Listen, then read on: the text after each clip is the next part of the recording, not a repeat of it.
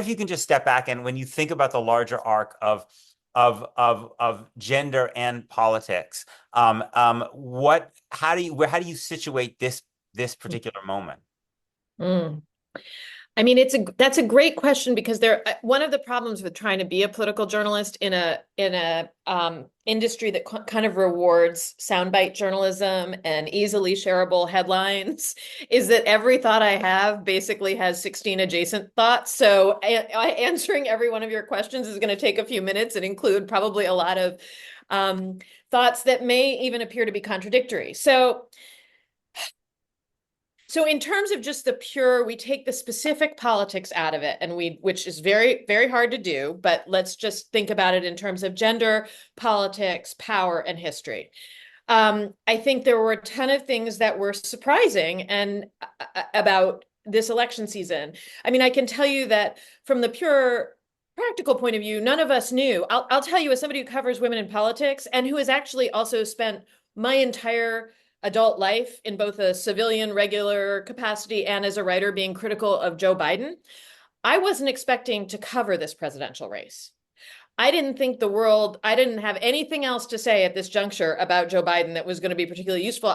My plan editorially at my magazine, I write for New York Magazine, was to be in Florida writing about the abortion rights referendum there. Because I wasn't going to go to the conventions for the first time, since 2000 or something. So, the fact that we had a woman at the top of the Democratic ticket was a surprise on the micro political level. As we all know, nobody knew that was going to happen until the end of July, beginning of August, at which point I got emergency credentialed to go to Chicago. But I think that in the broader scope, it's also a surprise. The defeat of Hillary Clinton and then the defeat of so many women who ran, sort of across the political spectrum, left to center left to Marianne Williamson, like in 2019 and 2020, they all got beat first by Bernie Sanders and Joe Biden, and then eventually by Joe Biden. And I think that there was a kind of consensus that it was going to be a while before Democrats nominated another woman for president. And of course, it would have been had there not, I thought perhaps the next female presidential candidate might be somebody like Gretchen Whitmer or Harris herself in 2028. So it's a surprise that after an entire American history in which there were no women to be major party candidates, we had a major party candidate 8 years ago. And then we had a major party candidate this year.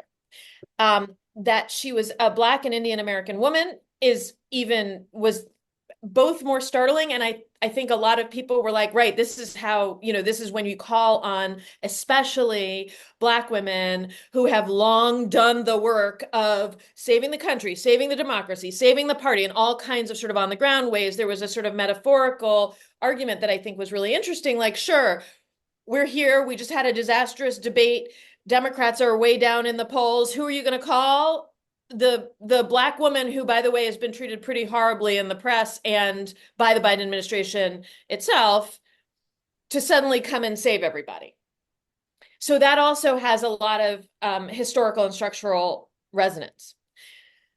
So those things, just from the perspective of gender and history, there are a lot of people right now, and I would count myself among them, who, if you had to put money on it, would say we're not going to see another woman candidate in our I just have lifetime. to quickly answer my door. Keep going, and I'll be.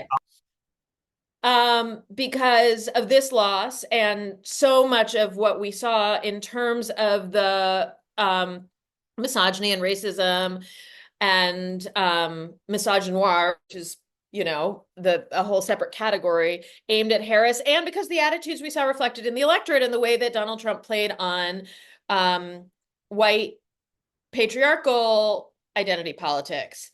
I think that a lot of people would say we can't do it. We're not gonna see another Democratic woman candidate in our lifetime. Republican women is an entirely different story. And right now, I'd be tempted to say that's right.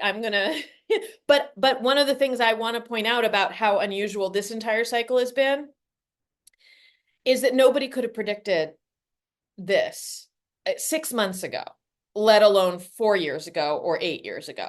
So even while when it comes to the question, which is in its own category about when will we elect a Democratic or a progressive or a woman on the left president, there it feels pretty doomed right now.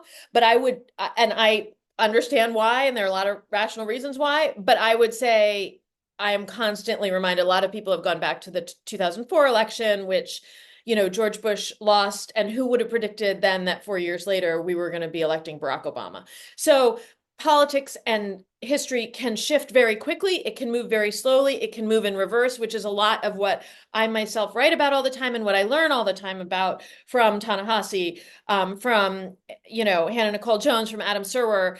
This story in this country, we tell ourselves very easy versions of it in which progress is made like that and it all makes sense and it's in a straight line, and you watch PBS documentaries about it, and we don't often sit and think about how slow, how full of defeat, how full of backward motion, and then how suddenly, shockingly, quickly things can move.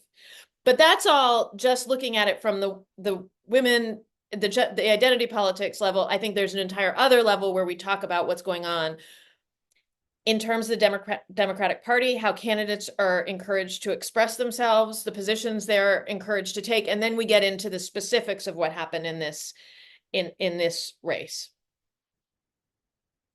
You're muted, as far as I can tell. Sorry, yes. Sorry about Okay. that. I'd love to get to that second part a little later, but Sure. on the point you were making about American history, I think when Trump was elected first, and people were thinking in terms of how to understand this in terms of America's history on race, a lot of people, including some of the folks you mentioned, went back to the end of Reconstruction, to basically the way that America, so this kind of almost like 100 years basically of the return of white supremacy, legalized white supremacy after this fleeting moment where Black people were empowered. And I wonder, when you think about the history of patriarchy and the struggle for women's rights in America, are there moments that you think you talk about moments of going backwards? Are there moments that you think offer any useful kind of precedent for thinking about the Trump era and Dobbs and this